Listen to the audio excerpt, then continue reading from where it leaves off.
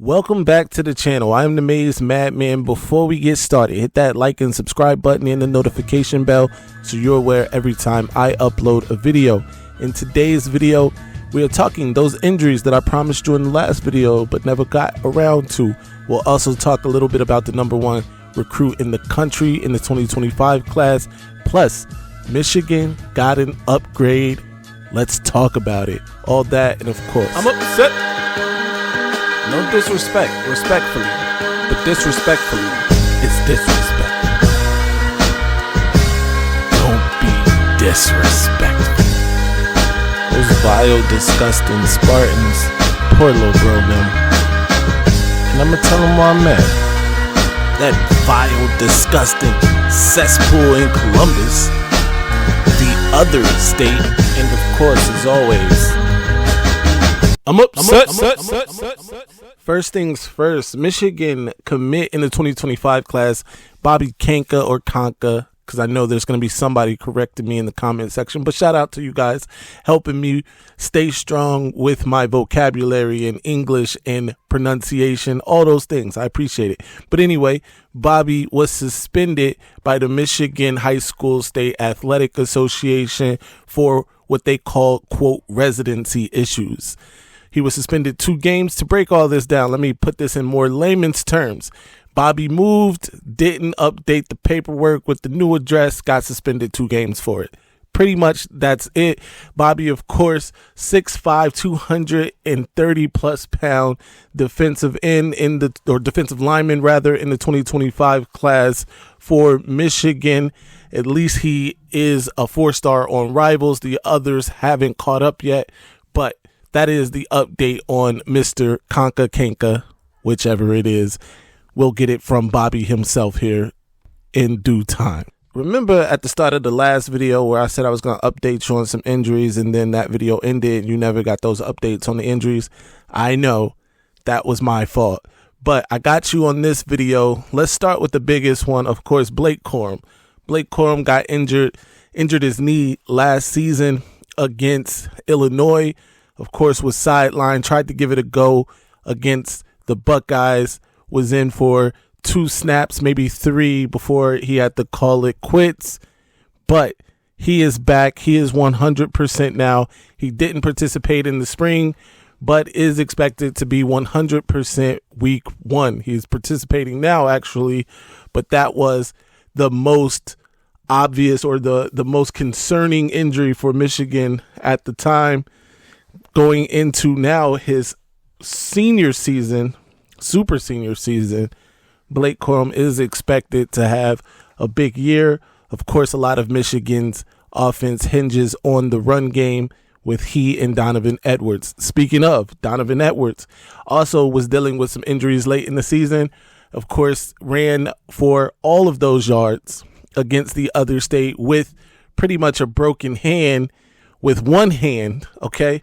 That hand has healed up sufficiently, and he also underwent a surgery for a lower body issue, but he also, that was in the offseason, of course. He also, though, is expected to be a week 1 go and back 100%. Junior Colson, the now junior Colson, dealt with some injuries of his own. Of course, this whole time, Coach Harbaugh is very vague when talking about player issues and injuries. And all we knew was he had some injury issues.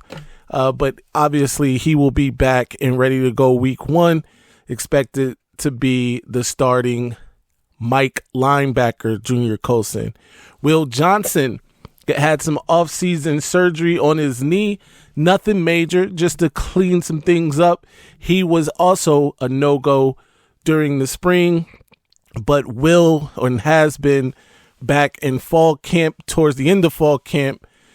But Johnson will be back and ready to go 100%. He was the primary focus of Jesse Minter, the defensive coordinator, and for good reason. He's Will Johnson. He's an All-American, freshman All-American, but he should be ready to go week 1 against East Carolina. Then there's the issue of Amari and Walker, who was battling for that #2 cornerback spot across from Will Johnson.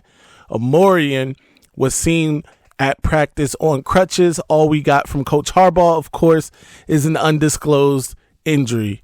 Not even lower body, which it obviously is, but Harbaugh being Harbaugh, we just know he's dealing with some injury stuff. Cole Cabana, the super speedy Cole Cabana, in-state running back, former 4-star running back, is also dealing with some lower leg injury and has been for a while now.